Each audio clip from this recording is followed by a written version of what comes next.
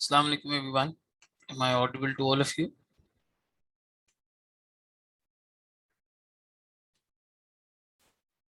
You can use the chat option to let me know if I'm audible to you.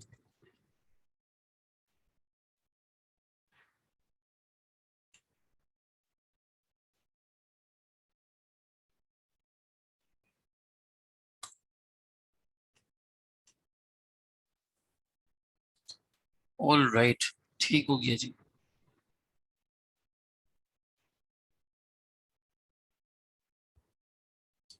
Um, let's start. एक सवाल आप लोगों के साथ व्हाट्सएप पे मैंने जो है वो शेयर किया है. बस मैं अपनी स्क्रीन शेयर कर रहा हूँ. मुझे 1 मिनट दीजिएगा.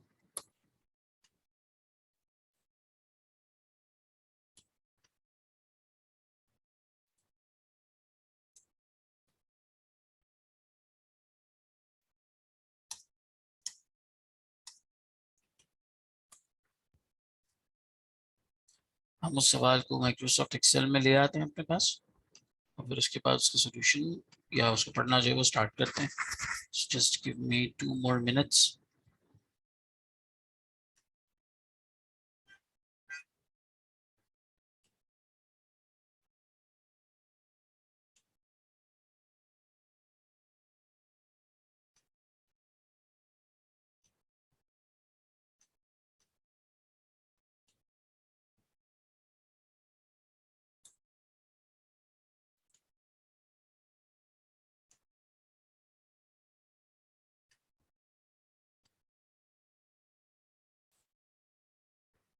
ये हमारा क्वेश्चन का इंटरफेस आ गया. रिक्वायरमेंट ए आ गई.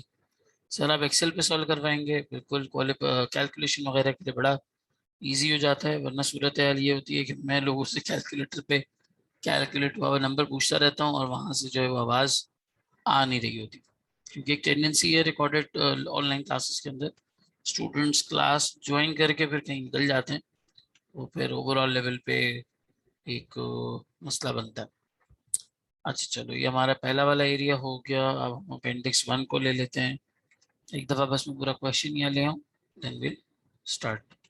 तब तक आपका अगर कोई सवाल है, कोई confusion, query, anything you would like to ask तो आप पूछ सकते हैं रिगार्डिंग द पेपर और एनीथिंग लाइक दैट. ठीक है. ये हमारा अपेंडिक्स 1 हो गया. Then coming forward we have got appendix 2.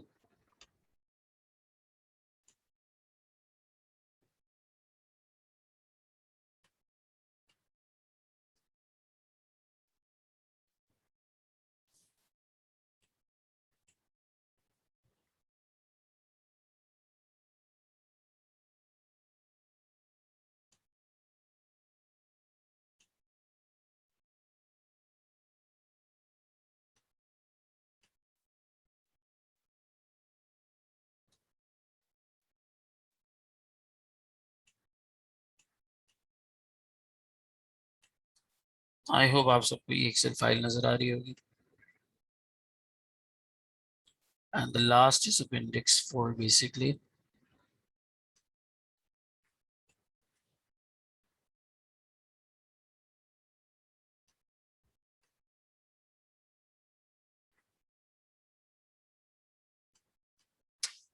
All right. अब नजर आ रही है? Is everyone able to see it?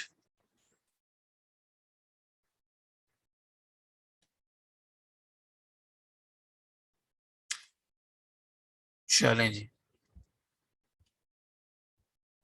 अच्छा, हमने लास्ट क्लास में ये डिस्कशन किया था कि यार ओवरऑल लेवल पे इस पेपर के बारे में क्या चीज़ आती है, किस तरह ये पेपर पास किया जाता है, पेपर का introduction, passing marks, passing strategy, करने का तरीका, ये सब कुछ. उसके बाद मैंने तुम लोगों से कहा था कि मैं अगली क्लास में ही तुम्हें इंशाल्लाह ताला क्वेश्चन की प्रैक्टिस के ऊपर ले आऊँगा ताकि आराम आराम से कॉन्सेप्ट्स भी डेवलप होते रहें और हमारी प्रैक्टिस भी डेवलप होती रहे. हमें समझ में आता रहे कि यार ओवरऑल लेवल पे किस तरीके से क्वेश्चंस को अटेम्प्ट करना है. हर क्लास में इंशाल्लाह ताला हमारी कोशिश होगी हम एक थियोरेटिकल एस्पेक्ट नया पढ़ेंगे और एक क्वेश्चन जो है वो सॉल्व करेंगे. कोई चीज़ रह जाती है, कोई सवाल रह जाता है, कोई चीज़ समझ में नहीं आती है तो वो आप इंशाल्लाह ताला पूछेंगे और उसको जो है वो फौरन से चार्ट ऑप्शन पे मेंशन करेंगे. ठीक है. मैंने भी आप लोगों के साथ एक क्वेश्चन शेयर किया है, किट सॉल्यूशंस, किट सॉल्यूशंस और ये क्वेश्चन है समर 2018 का फॉर 25 मार्क्स, 25 मार्क्स के लिए क्वेश्चन है। पहली क्लास है, पहली क्लास है, पहली पहली दफा क्वेश्चन कर रहे हो, तो मैं 50 नंबर का क्वेश्चन यहाँ पे नहीं लेके आ रहा, 25 नंबर का क्वेश्चन लेके आ रहा हूँ, ठीक। और 25 नंबर का क्वेश्चन इंशाल्लाह ताला हम 1.5 घंटे में हैंडल कर लेंगे। उसको पढ़ना स्टार्ट करते हैं, अगर कुछ पोर्शन इसका रह जाता है तो कोई ऐसा मसला नहीं है, हम कल की क्लास में भी इंशाल्लाह ताला इसको देख सकते हैं। लेकिन बार बार मेरी आपसे गुजारिश ये होगी कि फोकस इस बात पे करना, फोकस इस बात पे करना कि कैसे एक रिक्वायरमेंट के लिए एक अपेंडिक्स दिया हुआ होगा और हम इसको इस्तेमाल करेंगे। यानी जो मैंने आपको लास्ट टाइम ये बात समझाई थी कि वो एक क्वेश्चन बज़ाहिर बहुत बड़ा क्वेश्चन नजर आ रहा होता है, लेकिन वो छोटे छोटे क्वेश्चंस का मजमुआ होते हैं जिनके लिए अपेंडिक्स गिवन होते हैं, अपेंडिक्स गिवन होता है, उसकी हम यहाँ पे ओवरऑल लेवल पे बात कर लेते हैं, सही है।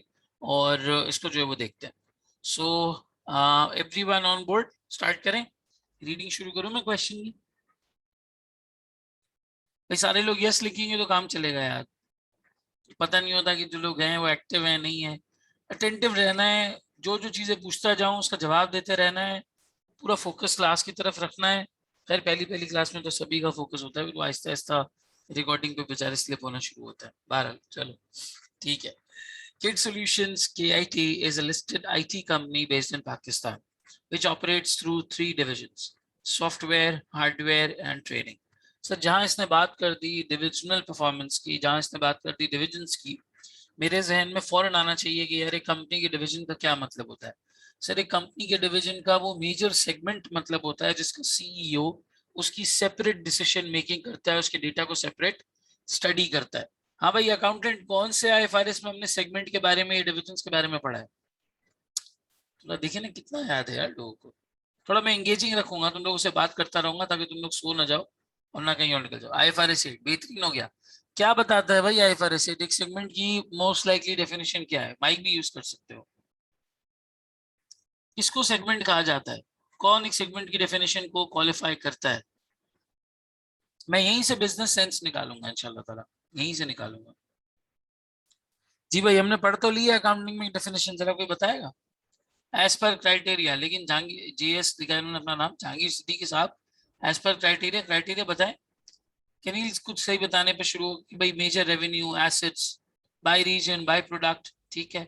सर सेगमेंट या डिवीजन किसी छोटे पोर्शन को नहीं कहा जाता, एक बड़ा पोर्शन होता है जिसको सीईओ सेपरेटली एनालाइज करता है, और सेपरेटली एनालाइज करने के बाद उसके डेटा के हिसाब से उस पर डिसीजन मेकिंग की जाती है, ठीक है ना। अब जैसे मैं for example as a group, as a company नहीं बात कर रहा, एज अ ग्रुप बात कर रहा हूँ, ठीक है। एज अ कंपनी नहीं बात कर रहा, एज अ ग्रुप अगर हम देखें सिचुएशन क्या है। लकी सीमेंट है फॉर एग्जांपल, लकी सीमेंट का एक डिवीजन है ऑटोमोटिव, जो लकी मोटर्स कॉर्पोरेशन है, लकी मोटर्स कंपनी है बेसिकली। एक डिवीजन है उनका इलेक्ट्रिक पावर जनरेशन, जो lucky electric power company limited है। एक डिवीजन है उनका सीमेंट, जो अपना खुद लकी सीमेंट है। फिर एक डिवीजन है उनका केमिकल्स, जो उनके पास आईसीआई पाकिस्तान के अंदर होल्डिंग है। तो मोर और लेस मोटा मोटा बहुत सारी कंपनीज के अंदर इसने इस तरह से इन्वेस्टमेंट करी हुई कॉन्ग्लोमरेट बना हुआ है, ठीक है। लेकिन एट द सेम टाइम अब वो सैमसंग की मैन्युफैक्चरिंग में भी आ रहा है, यानी टेलीकम्युनिकेशन या मोबाइल फोन्स की तरफ भी आ रहा है। खैर बहरहाल सैमसंग चला गया वापस, ये कुछ टाइम पहले न्यूज आई थी, लेकिन सैमसंग ने डिनाई कर दिया अपनी मैन्युफैक्चरिंग को। लेकिन बहरहाल अगर हो जाता तो एक और डिवीजन हो जाता। तो कंपनी के 3 डिवीजन है, ठीक है। 3 डिवीजन है कंपनी के, एक सॉफ्टवेयर, एक हार्डवेयर, एक ट्रेनिंग। यानी कंपनी सॉफ्टवेयर भी बनाती है, हार्डवेयर भी बनाती है और ट्रेनिंग भी देती है। अब छोड़ दो वो लकी वकी, छोड़ दो, आगे बढ़ते हैं। It sells its products and services to both individuals and business customers, but the company has performed poorly in recent years. Sir जैसे ही ये कह रहा है कि प्रोडक्ट्स अपने सर्विसेज बेचती है इंडिविजुअल और बिजनेस कस्टमर्स को, मैं समझ गया कि ये B2C और B2B दोनों की बात कर रहे हैं। मैं बिजनेस मैनेजमेंट को यहाँ कनेक्ट कर रहा हूँ, business to business, business to consumer, B2B B2C दोनों की बात हो रही है। B2B की सेल्स कैसी होती है? जब मैं बिजनेसेस को सेल करता हूँ, सर जब मैं बिजनेसेस को सेल करता हूँ उसमें लार्ज क्रेडिट इन्वॉल्व होता है, उसके अंदर बल्क ऑर्डर होता है, क्वांटिटी ज्यादा होती है, डिस्काउंट्स वगैरह देने पड़ते हैं, डिलीवरीज बड़ी बड़ी जाती हैं। लेकिन जब मैं कंज्यूमर्स को सेल करता हूँ B2C, छोटे छोटे ऑर्डर्स होते हैं, रिटेल ऑर्डर्स होते हैं, प्राइसेस में थोड़ी सी हायर साइड पे चार्ज कर सकता हूँ, वो डिस्काउंट जो मुझे कॉर्पोरेट को या कंपनीज को देना होता है वो मुझे यहाँ नहीं देना होता, और इसमें क्वांटिटी कम होती है लेकिन बेहतर मार्जिन होता है। सही, ठीक है जी। But the company has poorly performed in recent years, कुछ पिछले सालों की बात हो रही है भाई कि इन्होंने इतना अच्छा परफॉर्म बहरहाल नहीं किया।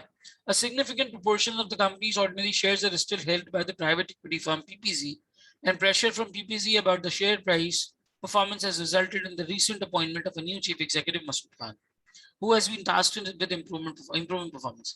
असल में इस कंपनी की जो मेजॉरिटी शेयर्स हैं वो एक वेंचर कैपिटलिस्ट के पास है, एक प्राइवेट इक्विटी फर्म के पास है, और वो private equity firm majority share holder होने की बिना पर इनसे ये तकाजा कर रही है मैनेजमेंट से कि भाई आप इतनी अच्छी परफॉर्मेंस नहीं दिखा रहे। तो डायरेक्टर्स ने क्या किया, सारे इक्विटी फर्म अगर मेजॉरिटी शेयर होल्डर है तो डायरेक्टर भी उसी के बैठे होंगे। डायरेक्टर्स ने क्या किया, सीईओ को फारिग कर दिया और नया सीईओ लिया है मसूद खान के नाम से। ठीक है, यहाँ तक बात समझ में आती है। किड्स का जो सॉफ्टवेयर डिवीजन है, kids software division which sells hundreds of software packages as well as hundreds of different games, and the training division which offers training courses in software applications and general computer use have performed reasonably well, but both of their divisional heads believe that these two divisions have suffered because most of the company's available funds have been provided to the hardware division in an attempt to help it to become established after it was first set up. Sir ये तो आपने बहुत लंबी चौड़ी बात कर दी, आप कहना क्या चाहते हैं? देखो, एप्पल एक जमाने में, या आईबीएम की अगर बात करें, एप्पल को छोड़ दो, आईबीएम की अगर हम बात करें तो एक जमाने में IBM had been a hardware company, अभी भी है, हार्डवेयर बनाती है। Microsoft has always been a software company, software बनाती है। एंड ट्रेनिंग्स के पर्सपेक्टिव से there might be a different company, लेकिन माइक्रोसॉफ्ट बड़ा ट्रेनिंग्स भी देता है। ये तीनों काम करते हैं। तीनों काम किस तरीके से? जैसे एप्पल करता है, एप्पल का अपना हार्डवेयर है और खुदा जाने क्या उनको दूसरों से मसला है, उनका हार्डवेयर के साथ कनेक्ट नहीं होता।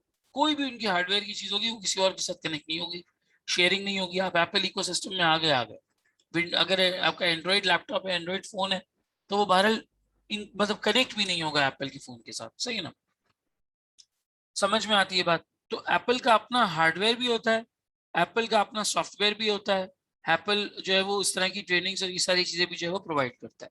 इसी तरीके की बहरहाल ये कंपनी है, और ओवरऑल लेवल पे इस कंपनी के अंदर यही तीन चीजें हमें नजर आ रही है। लेकिन इस कंपनी के साथ एक इशू क्या है, इसका जो हार्डवेयर डिवीजन है वो इतना अच्छा परफॉर्म नहीं कर रहा, हार्डवेयर डिवीजन इतना अच्छा परफॉर्म नहीं कर रहा। और बाकी लोग समझते हैं कि भाई वो होता है ना कि घर में एक बच्चा जो है वो थोड़ा सा चैलेंज्ड होता है और स्ट्रगलिंग होता है, तो माँ बाप का सारा फोकस उस चैलेंज्ड और स्ट्रगलिंग बच्चे पे होता है।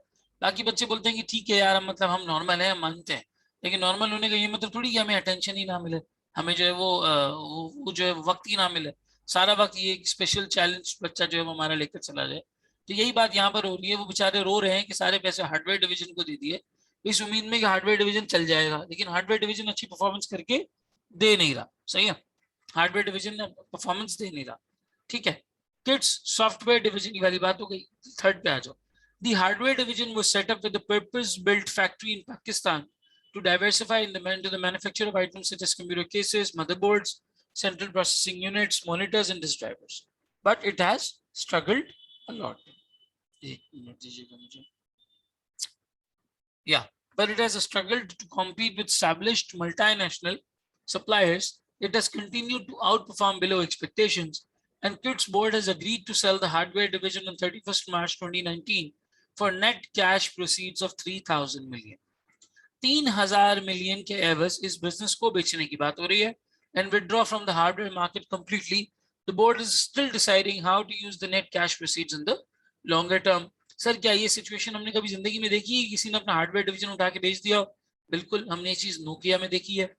नोकिया वो हार्डवेयर फोन, ठीक है ना, उस इतना ज्यादा बेहतरीन कोई सॉफ्टवेयर उसके अंदर नहीं आता था। Nokia was primarily popular among people क्योंकि उसका हार्डवेयर बहुत अच्छा था। आपने भी जिंदगी, मतलब इतने पुराने, इतने तो नए नहीं हो तुम लोग ना, मैं इतना पुराना हूँ। आपको भी याद होगा कि वो 1133 जो फोन्स थे, वो अगर किसी को मार दिए जाए तो फोन टूट जाए, मतलब फोन नहीं टूटता था, बंदे का सर टूट जाता था। Nokia was always popular for hardware. यही कुछ हालत यहाँ पर है कि हार्डवेयर डिवीजन वैसे तो ठीक है, लेकिन वो कॉम्पीट नहीं कर पा रहा एक एक इंटरनेशनल लेवल पे और एक कॉस्ट एफिशिएंट लेवल पे। नोकिया भी नहीं कर पाया जब लोगों ने उसको डिस्काउंट करना शुरू किया और वो सॉफ्टवेयर की तरफ नहीं आया।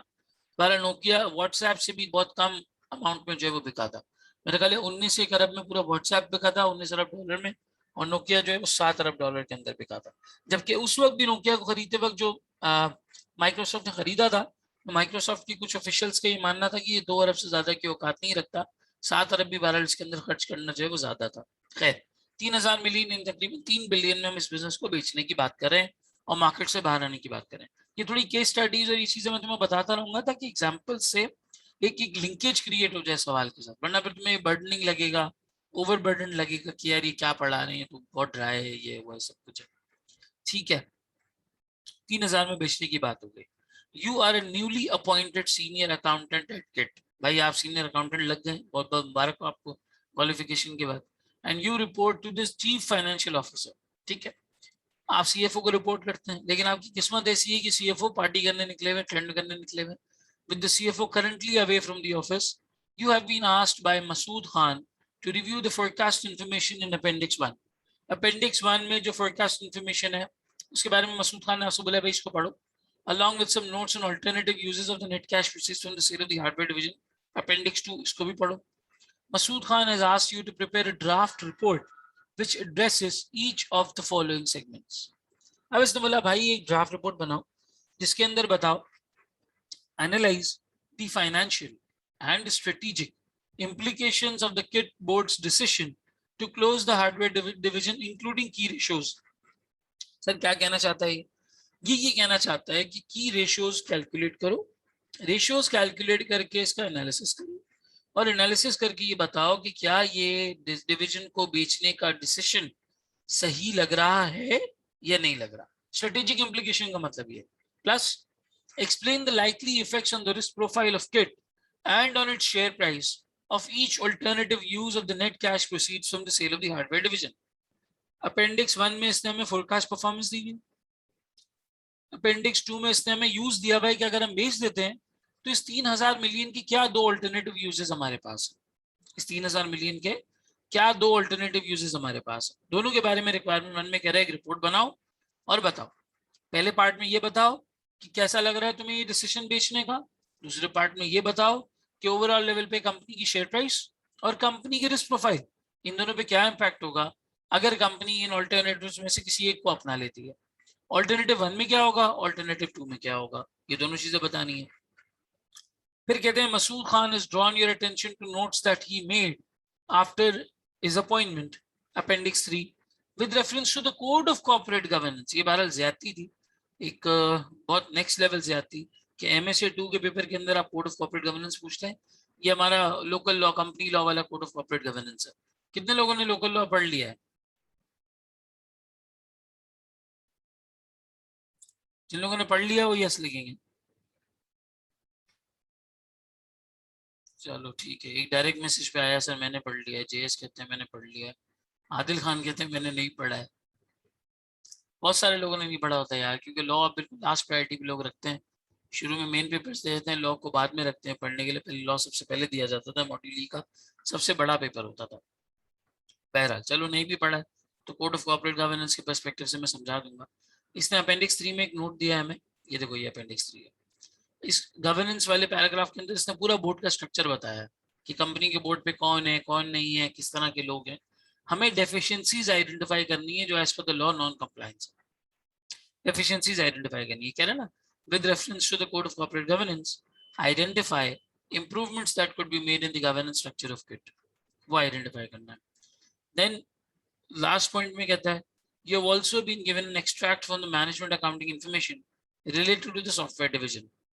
ये रहा सॉफ्टवेयर डिवीजन, इसके हवाले से हमें कुछ मैनेजमेंट इंफॉर्मेशन दी हुई है यहाँ पे, देखो बिल्कुल दी हुई है सर। क्या कहते हैं, identify and justify the additional information that should be made available at divisional management level to assist future decision making for sales and customer management in the software division। यहाँ पे ये कह रहा है कि भाई सिर्फ इस डेटा को पढ़ो, कैलकुलेट कुछ नहीं करना, इसको पढ़ो और इसको पढ़ के इस बात का अंदाजा लगाओ कि क्या ये डेटा सही है, मतलब कंप्लीट है डिसीजन मेकिंग के लिए या और कुछ भी देना चाहिए, क्या ये मुकम्मल है, असल में कर ये रहे हैं कि अपनी टॉप मैनेजमेंट को सिर्फ इतना डेटा दे रहे हैं, तो इस अपेंडिक्स में सिर्फ इतना डेटा दे रहे हैं डिसीजन मेकिंग के लिए। तो सवाल ये है कि क्या इतना सा डेटा देना अपने आप में सफिशिएंट है, इनफ है, या मजीद डेटा देना चाहिए, यह चीज बहरहाल यहाँ पे एनालाइज करेंगे। अच्छा अब इस क्वेश्चन के अंदर देखो बहुत ज्यादा कोई हार्ड एंड फास्ट टेक्निकल सी कैलकुलेशन मुझे नजर नहीं आ रही और ना कोई बहुत ज्यादा बड़े लेवल पे उसने कोई बीएम का ऐसा बड़ा कोई हार्ड एंड फास्ट एलिमेंट जो है वो मेरा टेस्ट कर लिया है, ऐसा कुछ भी नहीं है, ना कोई बहुत बड़ा बीम का एलिमेंट टेस्ट कर लिया है, ना कोई हार्ड एंड फास्ट चीज नजर आ रही है। एक सिंपल सा मुनासिब सा समर 18 का 25 नंबर का क्वेश्चन है। सर आपने इतना सिंपल काहे उठाया? क्योंकि पहली क्लास थी बबुआ, तो हर पहली क्लास थी इसलिए हमने इतना आसान क्वेश्चन उठाया। आगे जाके हम आहिस्ता आहिस्ता अपना लेवल अप एक एक लेवल करते चले जाएंगे, जैसे पबजी वबजी में होता है यार, अगला लेवल पिछले वाले से थोड़ा सा मुश्किल होता है। खैर मैंने पबजी कभी जिंदगी में नहीं खेली, पता नहीं मेरी इस बात पर मगफिरत हो पाएगी नहीं हो पाएगी। बहुत ही ज्यादा मशहूर, जरूरी और वाजिब के दर्जे में ये गेम बनती जा रही है। बहरहाल चलो, सबसे पहले आते हैं पहली रिक्वायरमेंट के पहले पार्ट।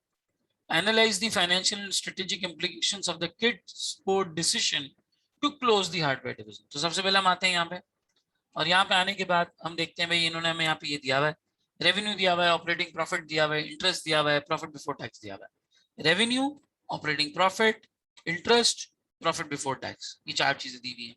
नेट एसेट्स दिए हुए हैं कैरिंग अमाउंट पे, टोटल एसेट्स दिए हुए हैं कैरिंग अमाउंट पे, करंट लाइबिलिटीज दी हुई है, नॉन करंट लाइबिलिटीज दी हुई है, और हमें इसकी थोड़ी सी रेशियोज की मदद से फाइनेंशियल एनालिसिस करना है। If there is no restructuring, the performance of all three divisions in the year ending 31st December 2019 will be same as that forecast for the year 31st December 2018। ये कह रहे हैं भाई आगे इसी तरीके से चलेगा, आप एनालिसिस कर लो। हाँ भाई अकाउंटेंट मुझे बताओ कौन कौन से रेशियोज यहाँ पे कैलकुलेट किए जा सकते हैं?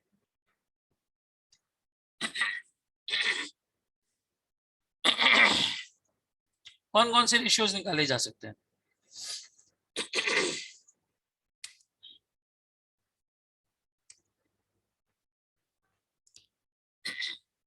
सेल्स मार्जिन कैसे निकालोगे? ग्रॉस प्रॉफिट तो नहीं दिया हुआ। पीबीटी का मार्जिन निकाल सकते हो, PBT percentage as a percentage of sales.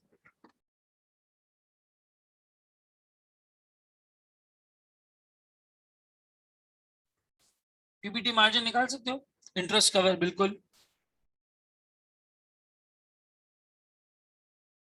Sales margin, operating margin, gearing ratio निकल सकता है सर बिल्कुल।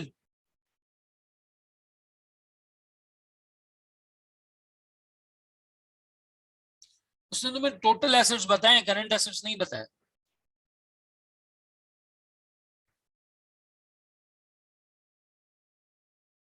Capital employed excellent, equity, return on capital employed निकल सकता है सर, रिटर्न ऑन इक्विटी निकल सकता है, ऑपरेटिंग प्रॉफिट का मार्जिन निकल सकता है, पीबीटी का मार्जिन निकल सकता है, ये सारी चीजें 12 यहाँ पे निकल सकती है। ठीक है, अच्छा अब यहाँ पे हमें रेशियो एनालिसिस करना है, और रेशियो एनालिसिस करके देखने की कोशिश करनी है कि क्या ये सिचुएशन हमारे पास नजर आती है कि इस बिजनेस को बेच देना चाहिए था, या बहरहाल इतनी अच्छी सिचुएशन नहीं नजर आती। तो हम अपना एनालिसिस कैसे करेंगे? हम तीनों डिविजन्स का अलग अलग बहरहाल पीएनएल बनाने की कोशिश करेंगे। ठीक है, तीनों डिविजन्स का अलग अलग पीएनएल बनाने की कोशिश करेंगे, और ओवरऑल लेवल पे ये समझने की कोशिश करेंगे कि भाई क्या ये डिसीजन इस डिवीजन को बंद करने का सही था या गलत था। सबसे पहले हम नंबर्स को प्लॉट कर लेते हैं। यहाँ रेवेन्यू को प्लॉट कर लेते हैं। डिविजन कौन कौन से हैं सर? ट्रेनिंग, मैं इसीलिए एक्सेल यूज करता हूँ, देखो आप यहाँ पे नंबर आराम से कैलकुलेट हो जाएगा, तो तुम लोगों को मुझे बार बार चैट पे नहीं बोलना पड़ेगा यार कितना नंबर है कितना नंबर है। ट्रेनिंग, हार्डवेयर,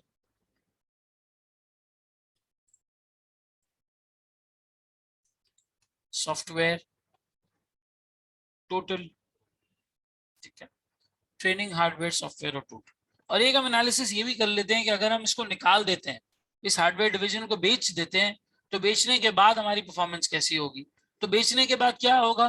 बेचने के बाद सर हार्डवेयर निकल जाएगा, ट्रेनिंग एंड सॉफ्टवेयर आ जाएगा। पोस्ट, पोस्ट सेल से मतलब बेचने के बाद। अब अगर मैं रेवेन्यू की बात करता हूँ, ट्रेनिंग का रेवेन्यू कितना है सर? 2100।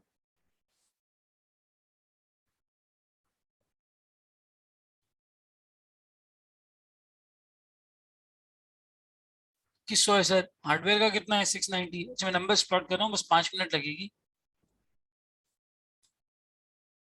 और पोस्ट सेल में हम ले लेंगे ट्रेनिंग को और सॉफ्टवेयर को। ठीक है, यहाँ पर रेवेन्यू है।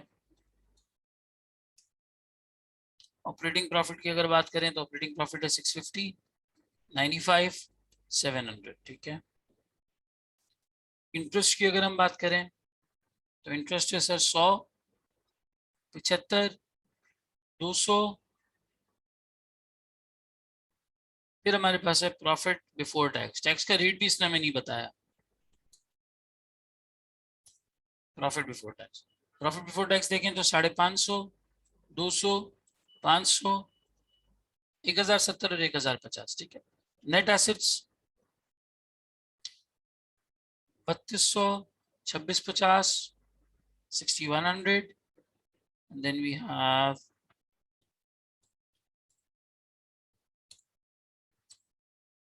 total assets 5700, 4200, 9100, and then we have, ठीक है। इसके बाद हमारे पास करंट लाइबिलिटीज।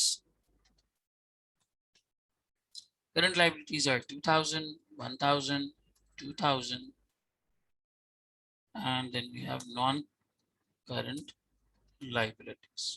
ठीक है। So these are 500, 550, 1000, 2050 and 1500। Sir सबसे पहले यहाँ पे आप रेशियो कैलकुलेट कर सकते हैं कि आपके ऑपरेटिंग प्रॉफिट का मार्जिन कितना है, पीबीटी का मार्जिन कितना है। ऑपरेटिंग प्रॉफिट मार्जिन,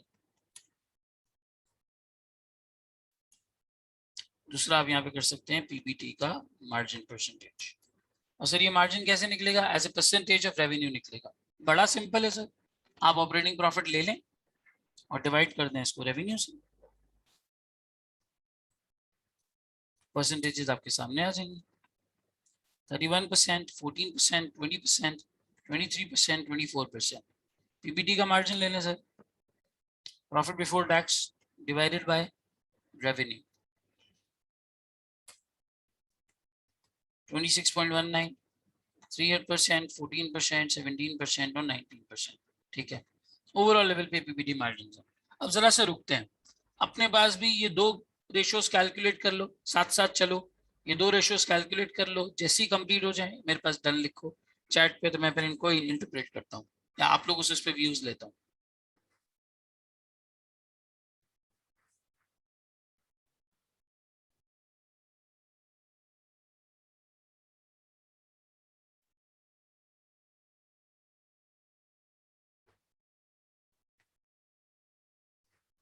जल्दी से कैलकुलेट कर लें, डन लिखें, फिर आगे बढ़ते हैं।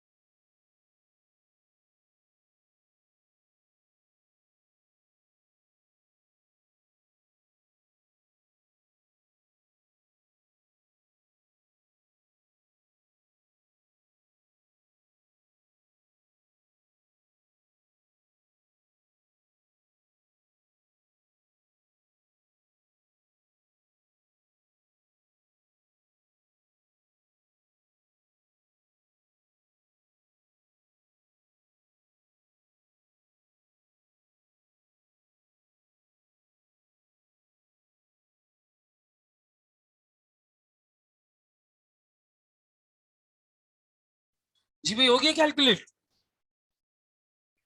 हलल कुबूर, आप लोगों से बात कर रहा हूँ।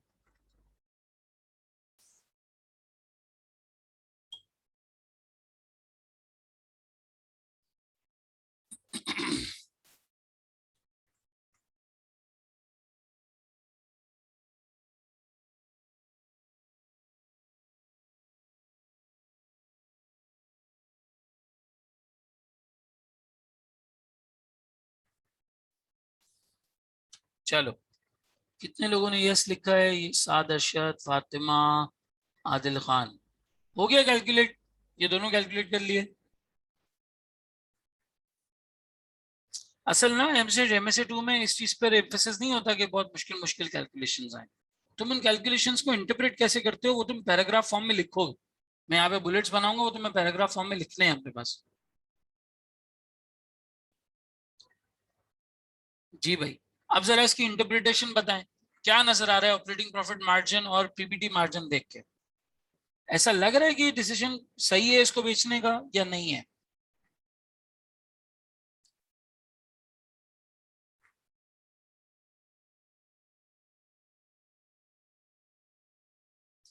कैसे सही है कनील? मुझे जरा आइडिया दीजिएगा। कुछ नंबर्स में बात करो मियाँ। तैयब कुछ नंबर्स बताओ। सर इसका इतने परसेंटेज है। पोस्ट सेल रिजल्ट्स जो है आपके इंप्रूव होते हुए नजर आ रहे हैं। देखो सबसे पहला पॉइंट यहाँ पे क्या बनेगा? सबसे पहला पॉइंट यहाँ पे यह बनेगा कि भाई ओवरऑल लेवल पे इतना रेवेन्यू गेजिंग ही नहीं है। हमेशा पीएनएल रेवेन्यू से शुरू होता है। रेवेन्यू है तो सब कुछ है। रेवेन्यू के नाम पे करीम की वैल्यूएशन, उबर की वैल्यूएशन, फूड पांडा की वैल्यूएशन, फाइवर की वैल्यूएशन, अपवर की वैल्यूएशन, गुरु.com की वैल्यूएशन आज इतनी ऊपर गई हुई है। रेवेन्यूज है उनके पास, प्रॉफिट्स में नहीं है। वो फूड पांडा आज तक प्रॉफिट में नहीं आया, आज तक प्रॉफिट में नहीं आया। अभी भी वो अपनी मार्केटिंग पे, अपनी एडवर्टाइजिंग पे, अपनी स्टैंडिंग पे स्पेंड किए जा रहा है। पांडा मार्ट निकाल लिया, पत्नी ये निकाल लिया, वो निकाल लिया, करते चले जा रहा है। तुम रेवेन्यूज देखो, रेवेन्यूज ही नहीं है इस सेगमेंट के अंदर आपके पास। आप 2100 के रेवेन्यू पे खड़े हुए हो ट्रेनिंग में, 3500 के रेवेन्यू में खड़े हुए हो सॉफ्टवेयर में। मतलब लोग आपकी वो रेवेन्यू को पसंद ही नहीं करते, आपके हार्डवेयर डिवीजन को इतना पसंद ही नहीं करते। अगर पसंद करते तो जो आपसे ट्रेनिंग लेने आ रहा है, जो आपसे सॉफ्टवेयर लेने आ रहा है, उसको क्या मुश्किल पड़ी है कि वो हार्डवेयर के लिए किसी और के पास जाता है और अपना वक्त जाया करता है? हार्डवेयर भी वो आपसे खरीद सकता है, बहुत आराम से खरीद सकता है। तो समझ में ये आई बात कि भाई जेन्युइनली इसके रेवेन्यू में एक मसला है। पहला पॉइंट यहाँ पर आपके एनालिसिस में ये बनेगा, genuinely the revenues for the hardware division are low।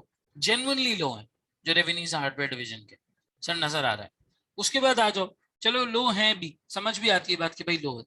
Inter segment wise operating margin सबसे कम है, सबसे कम बचत आपको इसके अंदर हो रही है। Lowest operating margin. फिर अगर आ जाओ पीबीटी मार्जिन के ऊपर, लोएस्ट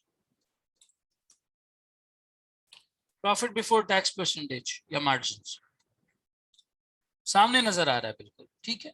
स्लाइट डिफरेंस या improvement in the margins if this division is sold। ये वो वाली बात है कि यूनाइटेड बेकरी, जो एक बेकरी की बेसिकली या कह लो कि मिठाई के लिए मशहूर है, वो अपना रेस्टोरेंट खोला था 3 तलवार पे एक जमाने में। लेकिन इतना अच्छा आज तक यूनाइटेड का जो रेस्टोरेंट की स्टैंडिंग है वो नहीं हो पाई। आप और मैं भी अगर यूनाइटेड को जानते हैं तो एज अ स्वीट या इस तरह से मिठाई की दुकान के तौर पे जानते हैं। यूनाइटेड बेकर्स की बात कर रहा हूँ। लेकिन एज ए रेस्टोरेंट या रेस्टोरेंट चेन हम उसको जो है वो नहीं जानते। रहमत शीरी को लोग कुल्फी और आइसक्रीम और रबड़ी की वजह से जानते हैं, उसके पिज्जा की वजह से नहीं जानते। तो वो डिवीजन इतना अच्छा बहरहाल उसका चल ही नहीं रहा। और नजर आ रहा है कि यार अगर इसको डिस्पोज ऑफ कर दें तो भी कोई खास फर्क नहीं पड़ना। ऑपरेटिंग प्रॉफिट का मार्जिन 23 से 24 हो जाएगा, स्लाइट इंप्रूवमेंट। और ये 17 से 19 हो जाएगा, very slight improvement. Overall level पे इंप्रूवमेंट आएगी, लेकिन ये दोनों डिविजन्स को वो पैसा मिल जाएगा जो पैसा इसके अंदर इस्तेमाल हो रहा है। और नॉन करंट लाइबिलिटीज की पर्सपेक्टिव से देखो तो नॉन करंट लाइबिलिटीज कोई बहुत ज्यादा इसके अंदर नहीं है, लेकिन ओवरऑल लेवल पे ये इतना अच्छा परफॉर्मिंग डिवीजन नहीं है। ठीक है।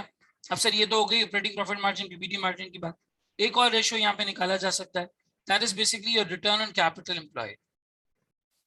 Return on capital employed, sir ये कैसे निकलता है? कैपिटल एम्प्लॉयड की डेफिनेशन होती है हर वो सोर्स ऑफ कैपिटल जिसकी कोई ना कोई कॉस्ट आपके पास मौजूद है। तो सर वो कौन सी होती हैं जिनके ऊपर इंटरेस्ट वगैरह लगता है? करंट लाइबिलिटीज पे यूजुअली कोई इंटरेस्ट इस तरह की कोई चीज नहीं लगती।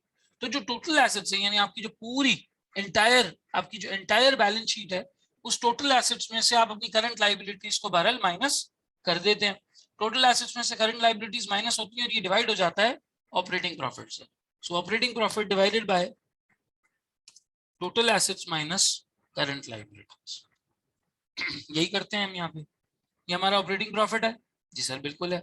इसको आप डिवाइड कर दें, total assets minus current liabilities, ये आपका कैपिटल एम्प्लॉयड है।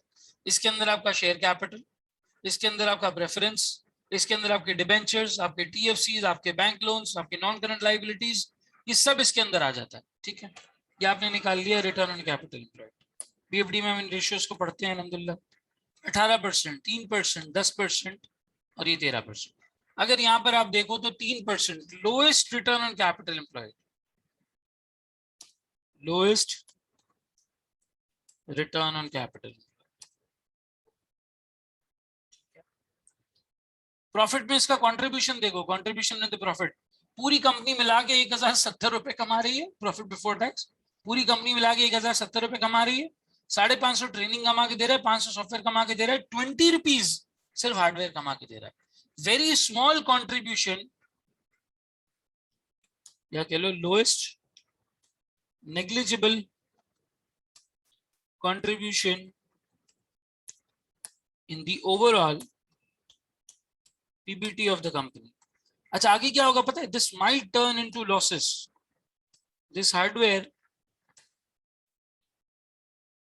might turn into losses due to fixed cost if the revenues further decline। अब खैर ये मैनेजमेंट अकाउंटिंग या कॉस्टिंग के पर्सपेक्टिव से मैं नहीं कह रहा, लेकिन अगर एक जनरल सेंस से सोचो तो बिल्कुल ब्रेक इवन के वर्ड्स पे है ना ये। पीबीटी ऑलमोस्ट 20 रुपीज, 20 रुपीज के पीबीटी का मतलब है आप बमुश्किल अपने सारे एक्सपेंसेस वगैरह इससे निकाल पा रहे हो। ठीक है ना, जरा इसका रेवेन्यू डिक्लाइन किया और आपकी फिक्स कॉस्ट आपके सर पे आ गई तो ये डिवीजन क्या हो जाएगा sir? This will turn into losses.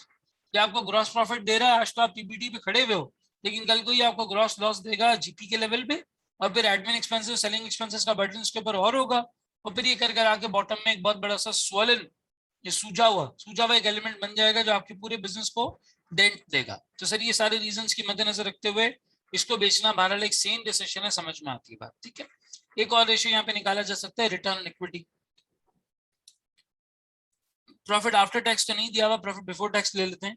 PBT को तुम डिवाइड कर दो, बेसिकली तुम्हारा जो प्रॉफिट बिफोर टैक्स है this will be divided by your net assets, because net assets is representing your share holders का पैसा। शेयर होल्डर्स को आपने क्या कमा के दिया है? पीबीटी कमा के दिया है। वैसे तो पैट होना चाहिए लेकिन टैक्स दिया हुआ नहीं है, तो मैं इसी को पिकअप कर रहा हूँ, डिवाइडेड बाय नेट एसेट्स। मोरलेस मैंने सारे नंबर्स को जो है अपनी किसी न किसी रेशियो में यूज किया। 17%, 8%, 9%, 1%। देख लो, इसको बेच के परफॉर्मेंस बेहतर हो रही है हमारी। यही पैसा हम ट्रेनिंग और सॉफ्टवेयर डिवीजन में लगा के उसको अगर ग्रो करें तो समझ में आती है बात कि यार ओवरऑल लेवल पे हम यहाँ पे एक अच्छा परफॉर्म कर जाएंगे। तो इस हार्डवेयर डिवीजन को तो बहरहाल आपको क्लोज कर देना चाहिए। ये नजर भी आ रही है साफ बात कि भाई इसने बहुत अंडर परफॉर्म किया है 2 डिवीजन के कंपैरिजन में, इसका इतना अच्छा जो है ओवरऑल लेवल पे परफॉर्मेंस नहीं है, इसके रिटर्न्स अच्छे नहीं है, प्रॉफिट बिफोर टैक्स अच्छा नहीं है, कल को ये लॉसेस में जा सकता है। और अगर इसको आप एक्सक्लूड करते हो तो कोई खास फर्क पड़ता नहीं है। ठीक है ना, overall results are improved.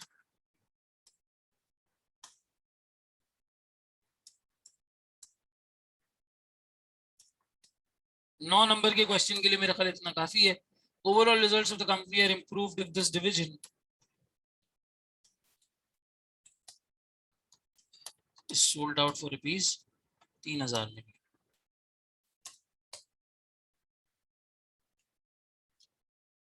Sir ROC और आरओई को ब्रीफ कर देंगे, बिल्कुल ब्रीफ कर देंगे, कोई मसला ही नहीं, टेंशन ही नहीं। देखो दो चीजें होती हैं, किसी भी कंपनी को पैसा मिलता है 2 सोर्सेस से। किसी भी कंपनी को आज आप भी अगर कोई धंधा करना चाहोगे, बिजनेस करना चाहोगे, आपके पास 2 सोर्सेस हैं, या तो अपना पैसा या किसी और का पैसा। अच्छा साथ साथ मुझे बताइएगा, जो अपना पैसा होता है जाती, इसको क्या बोलते हैं फाइनेंशियल मैनेजमेंट में? इक्विटी बोलते हैं, डेट बोलते हैं? हाँ भाई, अकाउंटिंग से बाहर आ जाना, एमएससी 2 में अकाउंटिंग बिल्कुल भी नहीं पढ़ा रहा। इक्विटी बोलते हैं, और जो दूसरों का पैसा होता है उसको क्या बोलते हैं?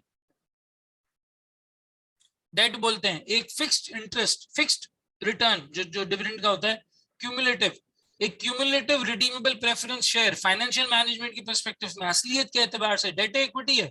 लॉस को इक्विटी में क्लासिफाई कराता है, नो, लेकिन प्रेफरेंस शेयर तुमने 5 साल के लिए इशू किया है और 5 साल के ऊपर तुम उसको फिक्स क्यूमुलेटिव डिविडेंड भी दे रहे हो, क्या कहलाएगा? डेट कहलाएगा, इक्विटी कहलाएगी? जी भाई, सर डेट कहलाएगा। समझ में आती है बात? अब मुझे एक बात बताओ, दो रेशियोज निकालने हैं, return on capital employed, return on equity. पहले रिटर्न ऑन कैपिटल एम्प्लॉयड की बात करते हैं। कैपिटल एम्प्लॉयड क्या है सर? कैपिटल एम्प्लॉयड उन तमाम सोर्सेज से जिनसे आपने पैसा जनरेट किया है, उन तमाम सोर्सेज का मजमुआ है, पर वो उसमें से निकाल दो जिसके ऊपर तुम्हें इंटरेस्ट नहीं पे करना। तो जो टोटल एसेट्स हैं कंपनी के, ये क्या रिप्रेजेंट कर रहे होते हैं? ये टोटल इक्विटी और डेट को मेंशन कर रहे होते हैं। चाहे डेट शॉर्ट टर्म हो, लॉन्ग टर्म हो, छोटा डेट हो, बड़ा डेट हो, प्रेफरेंस शेयर हो, ऑर्डिनरी शेयर हो, टीएफसीज हो, डिबेंचर्स हो, बैंक का लोन हो, शॉर्ट टर्म लोन हो, कोई भी हो, टोटल एसेट्स पूरा उसको रिप्रेजेंट कर रहे होते हैं।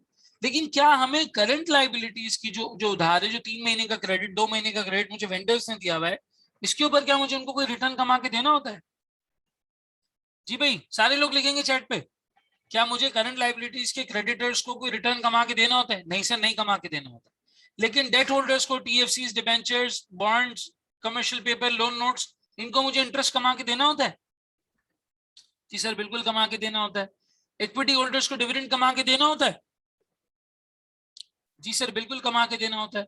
तो अब वो नंबर पिकअप करो जिस नंबर में तुमने दोनों के लिए एक चीज कमाई है, सर वो ऑपरेटिंग प्रॉफिट है।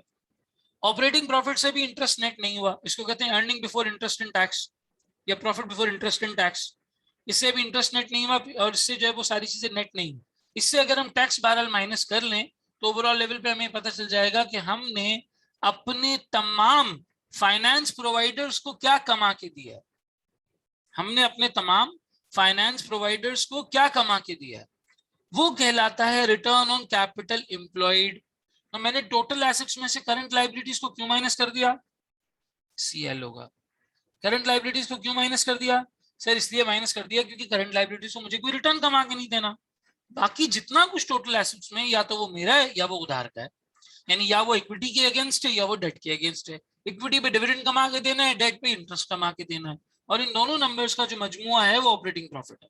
जब ऑपरेटिंग प्रॉफिट को आपने इससे डिवाइड किया तो पता ये चला कि इस कैपिटल एम्प्लॉयड, ये जो लोगों ने आपको पैसे दिए थे, आपने अपने पैसे लगाए थे, इन पे आपने मिला के क्यूमुलेटिवली मजमुई तौर पे कितना पैसा कमाया। जब आप इसको डिवाइड करोगे तो आपका रिटर्न ऑन कैपिटल एम्प्लॉयड आ जाएगा। क्या ये कॉन्सेप्ट समझ आता है? अगर रिटर्न ऑन कैपिटल एम्प्लॉयड समझ आता है तो फिर हम अगले वाले पे बढ़ते हैं। अब जो रिटर्न ऑन इक्विटी पे, सर रिटर्न ऑन इक्विटी में सिर्फ बात हो रही है कि तुमने इक्विटी होल्डर्स को कितना कमा के दिया। तो इक्विटी होल्डर्स के लिए जो नंबर है रेलेवेंट वो क्या है? Profit after tax. लेकिन बहरहाल यहाँ पे प्रॉफिट आफ्टर टैक्स मौजूद नहीं है। फ्रॉम एन ओवरऑल पर्सपेक्टिव हम कौन सा नंबर ले लेंगे? प्रॉफिट बिफोर टैक्स ले लेंगे। प्रॉफिट बिफोर टैक्स के लिए हमने क्या किया? हमने प्रॉफिट बिफोर टैक्स के अंदर ये सिचुएशन देखी कि हमने नेट एसेट्स के ऊपर कितना ऑपरेटिंग प्रॉफिट कमा के दिया, उसको बहरहाल हमने यहाँ पे डिवाइड कर दिया। कनील कहती है सर अगर टैक्स गिवन होता तो ऑपरेटिंग प्रॉफिट से माइनस होता। यार बहुत सारे लोग नहीं करते हैं माइनस, वो सिंपल ऑपरेटिंग प्रॉफिट को उठाते हैं, डिवाइड करके रिटर्न निकाल लेते हैं। हालांकि मेरी अपनी जाती राय ये है कि टैक्स माइनस हो जाना चाहिए, क्योंकि टैक्स तो बहरहाल आप मतलब दे देते हैं ना गवर्नमेंट अथॉरिटीज को। टैक्स तो आपका उस तरह से वो है ही नहीं कि आपने वो अपने लिए कमाया हो, तो आपको गवर्नमेंट को देना देना है। आप नेट देखे ना कि आपने उनके लिए क्या कमाया। So that's how it is. लेकिन बहरहाल जो जनरल प्रैक्टिस है, जनरल प्रैक्टिस को operating profit divided by capital employed. Capital employed क्या है? Capital employed is your total assets minus those liabilities जिन पर आपको कोई रिटर्न बना के नहीं देना, ना इंटरेस्ट बना के देना, ना डिविडेंड बना के देना। समझ आती है बात? Do we get it?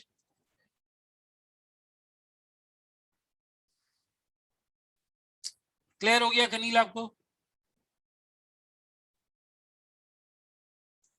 रुबास कहते हैं सर रेशियोज, ये रेशियोज ऑल पॉसिबल कैलकुलेट करने ही है सिर्फ प्रॉफिटेबिलिटी। भाई वो रेशियोज कैलकुलेट करो जो तुम्हें रिक्वायरमेंट को हल करने में मदद करे।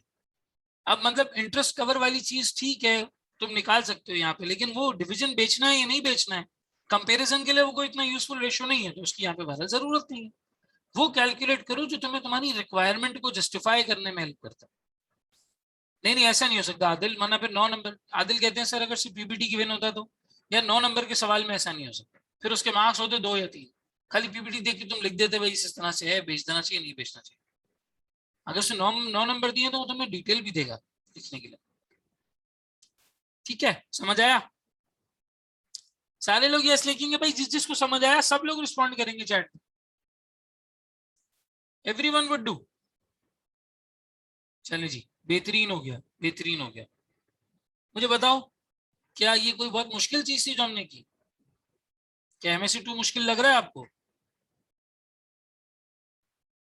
इस 9 नंबर के क्वेश्चन को जो हमने अलग से आइसोलेशन में हैंडल किया, क्या इसको करना मुश्किल था? फिलहाल तो नहीं लग रहा सर। ये लड़का मतलब चालाक है, ये तो सर ने पहला पहला सवाल किया है तो ये तो पहना रहे, आगे जाके मुश्किल हो जाएगा। नहीं, मैं वो नहीं कह रहा, मैं ये कहना चाह रहा हूँ बेसिकली कि जब आप एक रिक्वायरमेंट को सिर्फ अपनी उस एक रू से देखते हैं तो वो आपके लिए एक 10 नंबर का सवाल है। उसको अपने सर पे हवा ना बनाओ कि MSc में 50 नंबर का सवाल आता है। लोग मार्केट में ये बोल बोल के स्टूडेंट्स को डराते हैं कि 50 नंबर का सवाल आता है, बहुत मुश्किल है, हम तो सॉल्व कर नहीं सकते। उसको डिवाइड करो, डिवाइड करोगे तो 10-10 के 5 रह जाएंगे छोटे छोटे सवाल। आदिल कहते हैं, I mean what if operating profit is not provided, instead only PBT is given, can we compute ROCE? नहीं यार, ऑपरेटिंग प्रॉफिट चाहिए। तुम्हारे प्रॉफिट बिफोर टैक्स में तो इंटरेस्ट माइनस हुआ हुआ होता है। जब तुम एक चीज का रिटर्न निकाल रहे हो तो उसको न्यूमरेटर में तो लो, डिनोमिनेटर में तुमने डेट और इक्विटी दोनों लिया है, लेकिन न्यूमरेटर में सिर्फ तुमने PBT लिया। तो ये सही नहीं है तरीका कैलकुलेट करने का। फातिमा कहती हैं, very valid points, no sir, but when we calculate ourselves it is difficult to figure out how to deal with it, what ratios to calculate etcetera. ये किसके लिए मुश्किल नहीं है इस दुनिया में? सबके लिए है। मैंने जब पहली दफा जिंदगी में अलजेब्रा पढ़ना शुरू किया था, मुझे समझ ही नहीं आता था। मुझे याद ही नहीं रह पाता था कब एक्सपोनेंट को प्लस करना है, कब एक्सपोनेंट को मल्टीप्लाई करना है, कब पावर की पावर जो है वो मल्टीप्लाई होगी और कब दो पावर्स आपस में ऐड होंगी। मैं ये कॉन्सेप्ट ही नहीं समझ पाता था कि कुछ इक्वेशंस में एक्स लिखते हैं, वाई लिखते हैं, कुछ में ए और बी लिखते हैं। क्यों भाई, बाकी अल्फाबेट्स का क्या कसूर है, उनको भी लिखो। यकीन करो, पूरी जो ये जो 6th स्टैंडर्ड है ना, 6th स्टैंडर्ड और 7th स्टैंडर्ड का पहला half, I was struggling like anything. मैं हर अपने सेमेस्टर में या बैच में अपने स्टूडेंट्स को बताता हूँ एग्जाम्पल। लेकिन what took me out of it was basically practice. एक किताब खरीदी थी मैंने उस वक्त, उसके अंदर कोई 700 अलजेब्रा के सवाल थे। And my mother basically she guided मी कि तुम्हारे पे दो रास्ते हैं, या तो तुम रोज आओ शाम में मेरे पास। इस तरह हमारे घर में ट्यूशनिंग अलाउड नहीं थी, हम लोगों को अलाउ ही नहीं था कि हम स्कूल के साथ ट्यूशनिंग करें। मैं सेल्फ स्टडी के ऊपर वो किया जाता था, मैंने जिंदगी में कभी ट्यूशन नहीं ली किसी से। तो अम्मी ने बोला, भाई देखो, मैं कोई तुम्हारी इस चीज में हेल्प नहीं कर सकती, या तो प्रैक्टिस कर लो या रोते रहो डेली बेसिस पे। कोई चीज समझ नहीं आ रही, मैं पूछ के तुम्हें समझा दूंगी, क्या ये ऐसे होगा, ये ऐसे होगा, ये ऐसे होगा।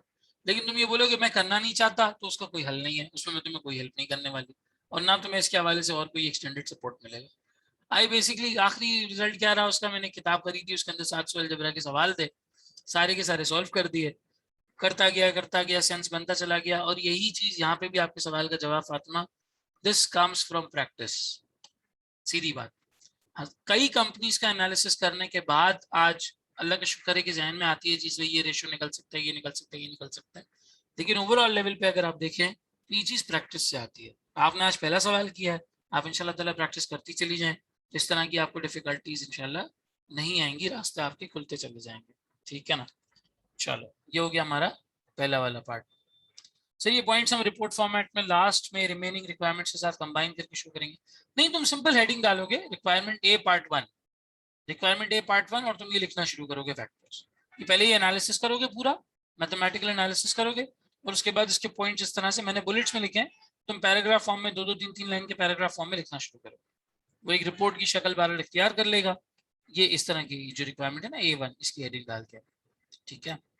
आप कहते हैं, explain the likely effects on the risk profile of kit and on share price of each alternative use of the net cash proceeds from the sale of the hardware division। जैसे ही उसने बोला इफेक्ट ऑन शेयर प्राइस, जैसे ही उसने बोला effect on it share price, मुझे याद आ जाना चाहिए BFD। अब BFD में शेयर प्राइस पे इंपैक्ट निकाला जाता था, और यहाँ पे एक बात वर्ड यूज हुआ है, risk profile of kit. Risk profile से किसी को क्या याद आता? BFD में रिस्क प्रोफाइल के वर्ड से क्या याद आता था? जी भाई, गलत बताओ, कोई मसला नहीं।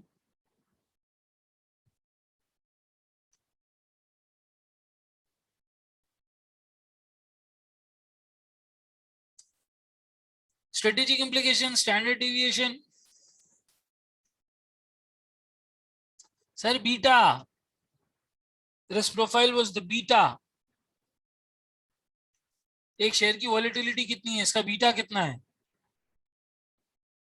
याद आ रहा है? जब भी हम किसी का रिस्क प्रोफाइल कहते थे तो हम कहते थे यार beta. Systematic risk, unsystematic risk, ये बिल्कुल लड़का सही पहुंच गया ना। सिस्टमैटिक रिस्क, अनसिस्टमैटिक रिस्क, सही है, बिल्कुल सर, ये बात समझ में आती है। अब ये क्या कर रहे हैं, ये हमें दो ऑल्टरनेटिव्स दे रहे हैं इन 3,000 मिलियन को इस्तेमाल करने के। हम इस चीज पे अब डिस्कशन करते हैं कि यार इनके जो दो ऑल्टरनेटिव्स हैं वो कैसे हैं और क्या चीज बेहतर होगी। कहाँ है वो ऑल्टरनेटिव्स, वो यहाँ है। ऑल्टरनेटिव यहाँ तो हमने कंक्लूड कर लिया ना, the business division should be sold, the business division, sorry business कह रहा हूँ, the hardware division should be sold off, ठीक है, हार्डवेयर डिवीजन सोल्ड ऑफ हो जाना चाहिए। यहाँ आ जाओ, purchase new production equipment for the software division in order to improve its productivity and product quality. पहला ऑल्टरनेटिव क्या है इसका, purchase new production equipment for the software division in order to improve its productivity and product quality. It is estimated that this new investment will generate a 9% annual return. पहला alternative ये है कि आप software division की तरफ आ जाओ, ठीक है, ताकि आपकी प्रोडक्टिविटी और प्रोडक्ट क्वालिटी इंप्रूव हो। और ये एस्टिमेट किया जाता है कि जो नई इन्वेस्टमेंट है ये 9% एनुअल रिटर्न आपको दे देगी, 9% annual return आपको दे देगी। The cost of new production equipment for the software division would be rupees 6,000 million. To finance this amount, Kit would use the net cash proceeds of 3,000 million from the sale of the hardware division and borrow a further 3,000 million. So basically ये क्या ही ये रहा है कि भाई 3,000 million आप इस चीज के इस मशीन को यूज कर मतलब खरीदने में, इक्विपमेंट को खरीदने में लगा दें, बाकी 3,000 आप बैंक से उठा लें। एक आपके पास ये ऑल्टरनेटिव है। दूसरा alternative, use the whole of the 3,000 million net cash received from the sale of the hardware division to reduce the company's existing borrowing, to reduce the company's existing borrowing। अब मैं आपको 2 मिनट का वक्त दे रहा हूँ, अपना पेन उठाइए, register उठाइए और छोटे छोटे बुलेट्स बनाने की कोशिश कीजिए कि यार क्या इंपैक्ट होगा अगर पहला वाला ऑल्टरनेटिव लेते हैं, क्या इंपैक्ट होगा अगर दूसरा वाला ऑल्टरनेटिव लेते हैं, क्या इंपैक्ट होगा। Just jot down your thoughts, 2 minute में हम इसको डिस्कस करते हैं।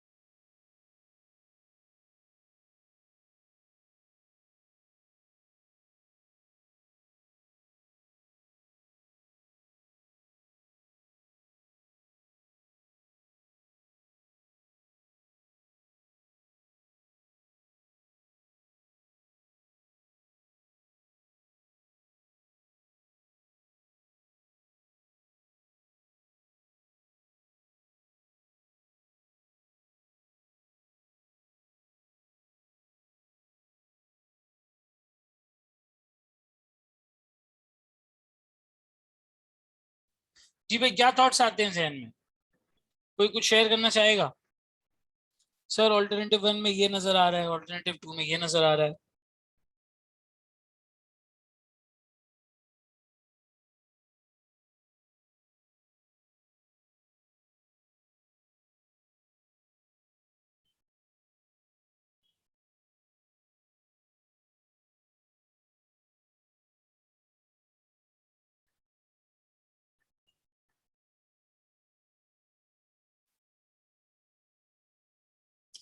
एक आया अब जेएस जहांगीर सिद्दीकी साहब हमारे कहते हैं 9% return should be more than interest on new borrowings.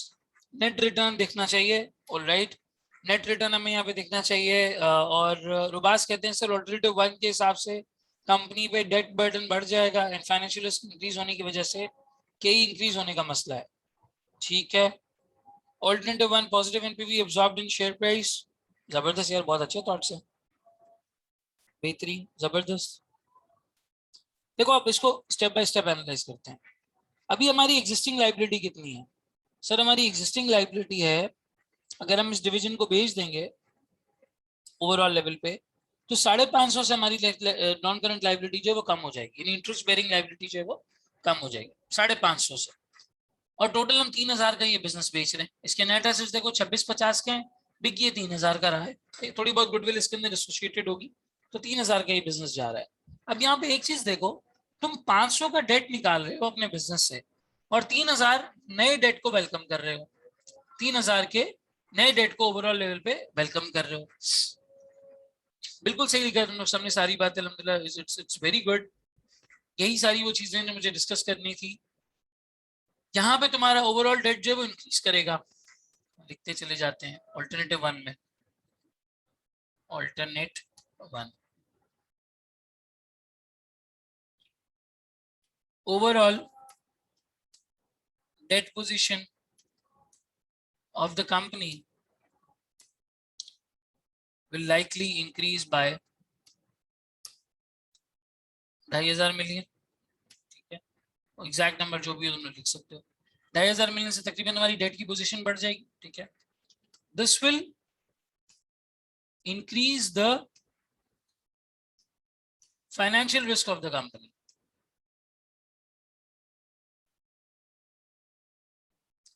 However, business risk is going to remain the same. Business risk same रहेगा, फाइनेंशियल रिस्क बढ़ जाएगा। क्यों? सर सेगमेंट सेम है, जिस सेगमेंट में आप काम कर रहे हो वो सेगमेंट सेम है। ओवरऑल लेवल पे इस सेगमेंट के सेम होने की वजह से आपके बिजनेस रिस्क में कोई बहुत बड़ा इंपैक्ट नहीं आएगा, लेकिन आपका फाइनेंशियल रिस्क जो है वो इंक्रीज कर जाएगा। फाइनेंशियल रिस्क जो है वो बहरहाल इंक्रीज कर जाएगा। Hence the share price will increase if the MCC यानी कि marginal cost of capital of this project is lower than the overall return of 9%। अगर तुम्हारा MCC कम है और यहाँ पे जो रिटर्न मिल रहा है ये ज्यादा है, तो टेक्निकली तुमने एक ऐसे प्रोजेक्ट के अंदर इन्वेस्टमेंट करी है जो फायदे का प्रोजेक्ट है और इसका इफेक्ट तुम्हारी शेयर प्राइस में पॉजिटिव रिफ्लेक्ट होगा, पॉजिटिव रिफ्लेक्ट होगा। लेकिन अगर मार्जिनल कैपिटल मार्जिनल एमसीसी में मार्जिनल कॉस्ट ऑफ कैपिटल तुम्हारा ज्यादा है और हायर वाली साइड पे है, तो फिर शेयर प्राइस डिक्रीज होगी। But the share price will decrease if the MCC of this project is higher than the overall return of 9%। तो इसने दो बातें बोली थी। इसने बोला था भाई रिस्क प्रोफाइल बताओ और इम्पैक्ट ऑफ शेयर प्राइस बताओ। हमने रिस्क प्रोफाइल भी बताया, हमने इम्पैक्ट ऑफ शेयर प्राइस भी बताया। यहाँ पे क्या करना चाहिए? The project cash flows should be discounted at the MCC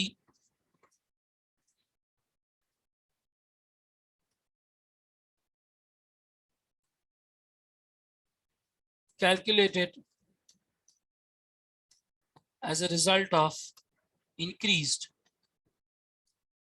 financial risk। Increase हुए हुए फाइनेंशियल रिस्क के ऊपर क्या सूरत हाल बनती है उससे बहरहाल इसको डिस्काउंट करना चाहिए, मार्जिनल कॉस्ट ऑफ कैपिटल से डिस्काउंट करना चाहिए। सही है। वासिफ कहते हैं सर डेट फाइनेंसिंग से वैक रिड्यूस हो जाता है, मार्केट वैल्यू से रिजल्ट बढ़नी नहीं चाहिए। वो बात सही है तुम्हारी, डेट होने की वजह से तुम्हारे पास टैक्स का बेनिफिट आएगा, टैक्स का बेनिफिट होने से तुम्हारा ओवरऑल वैक डिक्रीज होगा। ये सब चीज मार्जिनल कॉस्ट ऑफ कैपिटल में रिफ्लेक्ट हो जाती है। अगर कोई चीज मार्जिनल कॉस्ट ऑफ कैपिटल पे पॉजिटिव एनपीवी दे रही है ना, तो वो फायदे में। हमने इतनी सारी बातें करने के बजाय एक मेन मुद्दे की बात कर दी, भाई मार्जिनल कॉस्ट ऑफ कैपिटल देख लो। मार्जिनल कॉस्ट ऑफ कैपिटल कैसे निकलता है? नए वैक और पुराने वैक का डिफरेंस ही होता है ना, नए वैक और पुराने वैक का डिफरेंस ही होता है। अगर तुम्हारा ओवरऑल लेवल पे वैक रिड्यूस हो रहा है तो तुम्हारी मार्जिनल कॉस्ट ऑफ कैपिटल पुराने वैक से कम होगी, बहुत कम होगी। और तुमने उस मार्जिनल कॉस्ट ऑफ कैपिटल पे उसको डिस्काउंट कर लिया, और अगर वो पॉजिटिव रिस्पॉन्स दे रहा है, बेहतरीन हो गया, आप करो उस प्रोजेक्ट को। मतलब फ्रॉम इस्लामिक परस्पेक्टिव, मैं इंटरेस्ट को प्रमोट नहीं कर रहा है यहाँ पे, लेकिन एक फाइनेंशियल मैनेजमेंट की थ्योरी की परस्पेक्टिव से बात कर रहा हूँ कि हाँ यार आप मतलब कर सकते हैं, इसको कंडक्ट कर सकते हैं, because you have got basically a situation जिसके अंदर ओवरऑल लेवल पे आपका जो प्रोजेक्ट कैश फ्लो है वो पॉजिटिव एनपीवी शो कर रहा है। तो वैक की इसकी उसकी सारी इंप्लीकेशन के बजाय हमने क्या किया, हमने दो बातें की। हमने कहा भाई कंपनी का फाइनेंशियल रिस्क बढ़ेगा, कंपनी का बिजनेस नहीं बढ़ेगा।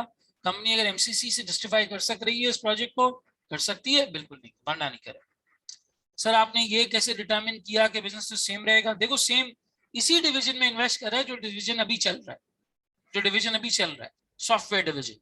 सॉफ्टवेयर डिवीजन ऑलरेडी कंपनी के पास है, उसी डिवीजन में कंपनी इन्वेस्ट कर रही है। ऐसा नहीं कि सर हाउ दिस 2,500 अराइव्ड। साथ मुझे बताओ नया लोन कितना आ रहा है?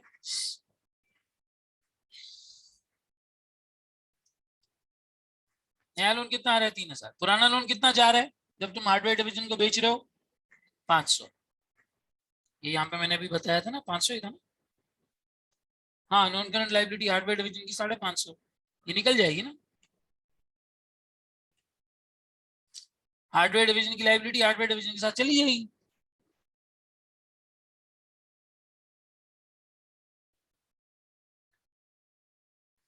ठीक है, गॉट इट। ये ऑल्टरनेटिव वन की बात हो गई। शेयर प्राइस कब इंक्रीज होगी कब नहीं होगी इसके हमने पूरी बात कर दी। अब बताओ भाई ऑल्टरनेट 2 पे क्या ओपिनियन है तुम्हारा? ऑल्टरनेट 2 में हम कह रहे हैं हम ये 3,000 से अपनी बोरिंग कम कर देते हैं। सर 9% वैसे कैश इनफ्लोस को एमसीसी डिस्काउंट करने तो एनपीवी आएगी, so it will increase decrease share price, right? ये तुमने इतने सारे स्लैश लगा दिए, समझ ही नहीं आ रहा क्या पूछ रहे हो।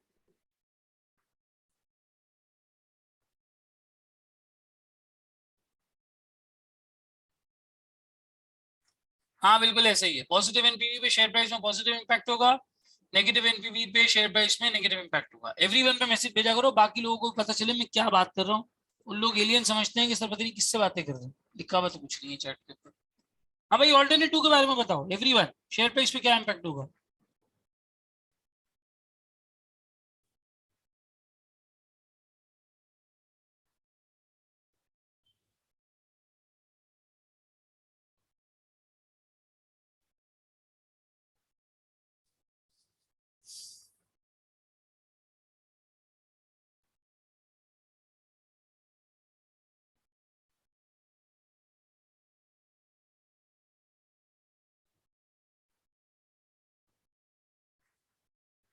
सर के ही रिड्यूस हो जाएगी, शेयर प्राइस चेंज हो जाएगा इन कोलैबोरेशन विद डिविडेंड। चलो, decreased financial risk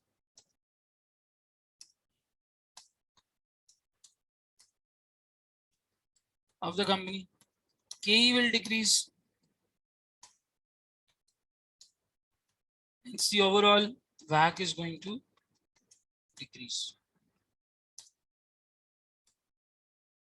Gearing impression, जो gearing compression होता है कंपनी हाईली geared है will be lowered। ठीक है, अब इसी तरीके से एक और चीज यहाँ पर देखी जाएगी कि जब आपको फ्यूचर में किसी प्रोजेक्ट की जरूरत होगी तो आपके पास लोन लेने की कैपेसिटी होगी, loan obtaining capacity will increase in case any future projects are under consideration।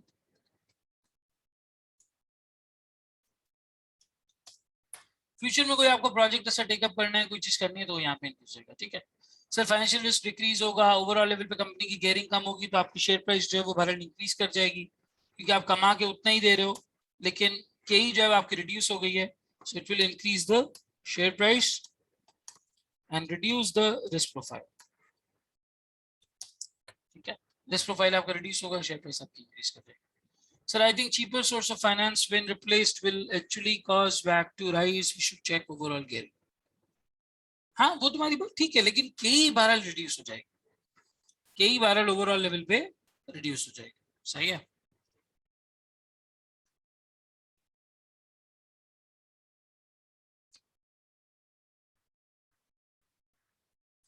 ठीक है जी, यहाँ पर हमारी ऑल्टरनेट 2 वाली जो है वो ओवरऑल लेवल पे बात हुई। अब अगर हम देखें तो कोई फ्यूचर प्रोजेक्ट इस तरह की कोई चीज है, इस तरीके की अगर कोई और चीज है, कोई और आगे जाके फ्यूचर में प्रोजेक्ट आता है, तो वो प्रोजेक्ट ओवरऑल लेवल पे आपको फायदा प्रोवाइड करेगा। सही है, ऑल राइट, ठीक हो गया जी। अब हम आते हैं हमारी अगली रिक्वायरमेंट के ऊपर। और क्या बोला है इन्होंने?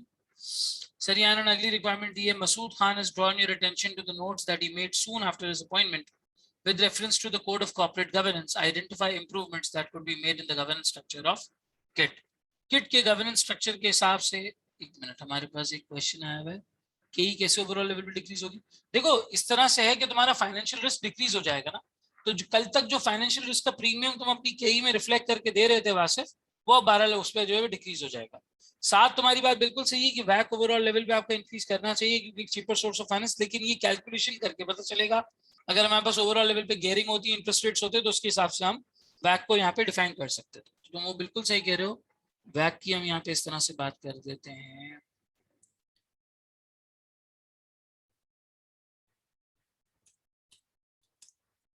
WACC will change according to the new financial structure। सही बात है, ये सब्जेक्टिव है, तो फिर हम उस हिसाब से इसको गेयरिंग के लेवल पे देखेंगे कि अब हमारी नई सूरत हाल क्या बन रही है। ठीक हो गया जी। अब आते हैं हम अपनी अगली रिक्वायरमेंट पे, एंड दैट इज बेसिकली, अगली रिक्वायरमेंट पे आ जाते हैं, that is basically the code of corporate governance part. ठीक है, अच्छा मुझे ये बताओ, सॉरी मुझे बताओ, तुम में से कितने लोगों की ऑडिट की क्लास है, कितने लोग एडवांस ऑडिट ले रहे हैं? अच्छा ऑडिट की क्लास स्टार्ट हो गई तुम लोगों की? मैंने कल सर ब्रांड से रिक्वेस्ट की थी वो 1:15 तक शुरू करें। मुझे एडमिन ने कहा था सर आप 1:15 तक ऑफ कर दीजिएगा, बाकी पार्ट आप अगली क्लास में कर दीजिएगा। तो तुम लोगों की ऑडिट की क्लास के साथ क्लैश आ रहा है, ऐसे ही है। हम 1:15 तक रखते हैं इसको, अभी हम अगर पढ़ लेते हैं नहीं सॉल्व कर पाए तो हम कल की क्लास में इसी सवाल से इंशाल्लाह कंटिन्यू कर लेंगे।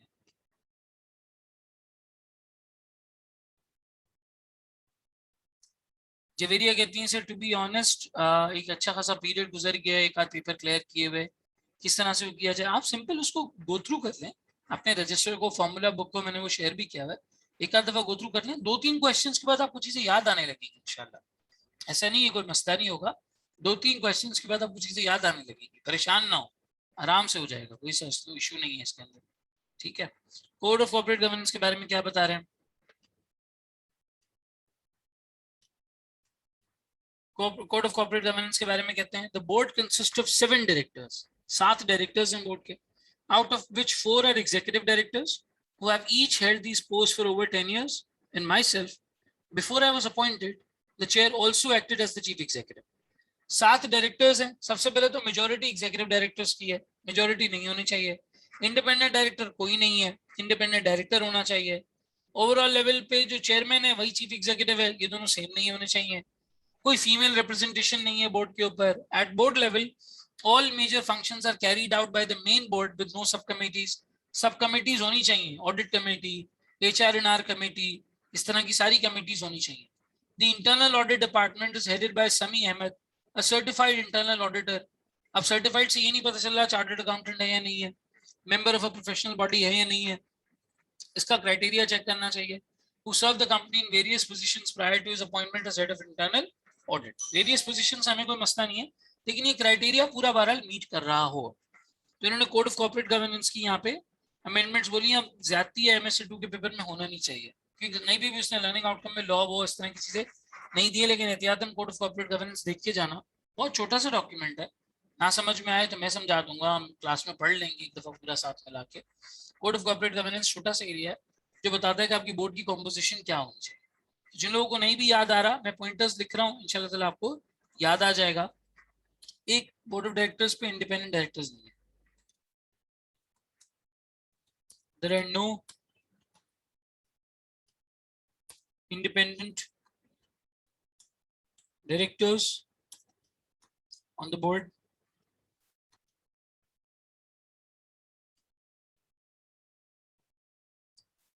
Sir, can you please share your formula book on the group again? मैं कर देता हूँ, कोई मसला नहीं. आप एक मैसेज करके याद दिला दीजिएगा मुझे क्लास के बाद. I'll do it इंशाल्लाह. ठीक है. कोई इंडिपेंडेंट डायरेक्टर्स नहीं है बोर्ड पे, तो नजर नहीं आ रहा कि भाई कितने लोग ऑनेस्ट हैं, किसके हाथ में पावर रहेगा नहीं रहेगा, इस तरह से. ठीक है. फिर उन्होंने क्या किया है, 3 नॉन एग्जीक्यूटिव्स हैं, 4 एग्जीक्यूटिव्स हैं. 3 नॉन एग्जीक्यूटिव्स हैं, 4 एग्जीक्यूटिव्स हैं. जबकि कोड ऑफ कॉर्पोरेट गवर्नेंस ये कहता है कि 1/3 of directors should be independent and 1/3 of the board should be executive directors. ठीक है. 1/3 से ज्यादा नहीं होना चाहिए.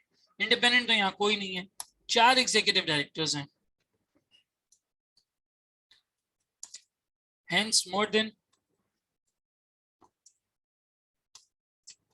majority of the overall 7 directors.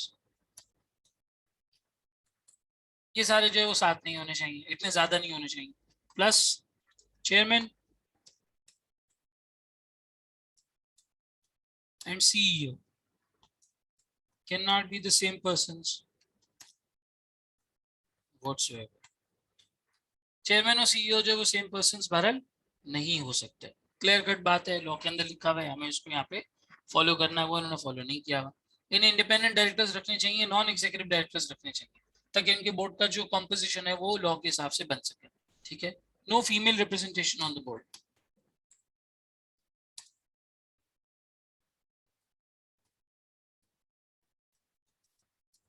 ये भी लॉ की रिक्वायरमेंट है कि आपको फीमेल रिप्रेजेंटेशन बोर्ड पे रखनी है. ठीक है. फिर उसके बाद कहते हैं ओवरऑल लेवल पे सब कमिटीज होनी चाहिए. ठीक है. सब कमिटीज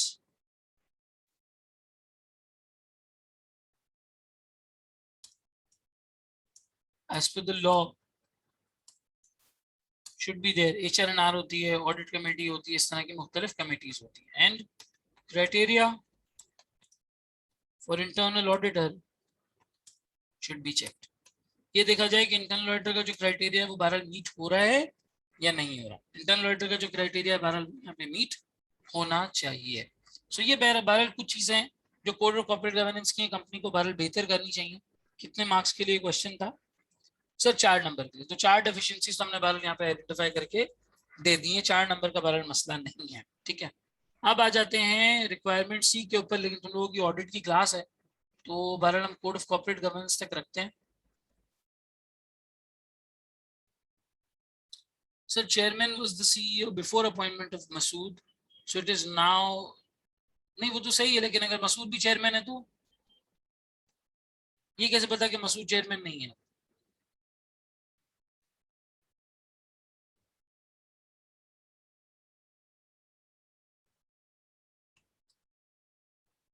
अच्छा ठीक है, सही है, चलो. हाँ, बिफोर आई वाज अपॉइंटेड लिखा हुआ है. हाँ तो ये इनको ये तुम एक पॉइंट लिख सकते हो कि भाई इनको देखना चाहिए था कि प्रायर नॉन कंप्लायंस में थे, तो अब आगे नॉन कंप्लायंस नहीं होनी चाहिए. मतलब एक क्राइटेरिया उसने जो वर्ड लिखा है ना यहाँ पे, वो इसीलिए लिखा था कि तुम उसको आइडेंटिफाई करो. उसने उसका मार्क रखा होगा. तो आप बहरहाल वर्ड्स डिफरेंट कर सकते हो, लेकिन ये लिख सकोगे, ये जरूर लिखोगे कि चेयरमैन और सीईओ सेम पर्सन नहीं हो सकते, तो कंपनी इस चीज का आगे ख्याल रखे अगर अभी वो ऐसा नहीं कर रहे हैं तो. Things like that. ठीक है. इसकी हमारे पास कितनी रिक्वायरमेंट्स डन हुई हैं? हाँ, हमने ए पार्ट किया है, ए के 2 पार्ट किए, बी किया है. सी से बहरहाल आई वुड रिकमेंड कि हम कल की क्लास में स्टार्ट करते हैं, ताकि जो है वो तुम लोग अपनी ऑडिट की क्लास से भी कैचअप कर लो, और कल हम इस रिक्वायरमेंट सी को देख लेते हैं. चलेगा? जितना पढ़ा वो समझ में आया?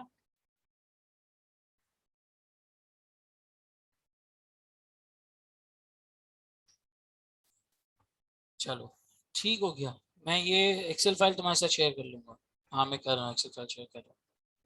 अल्लाह हाफिज़ एवरीबॉडी.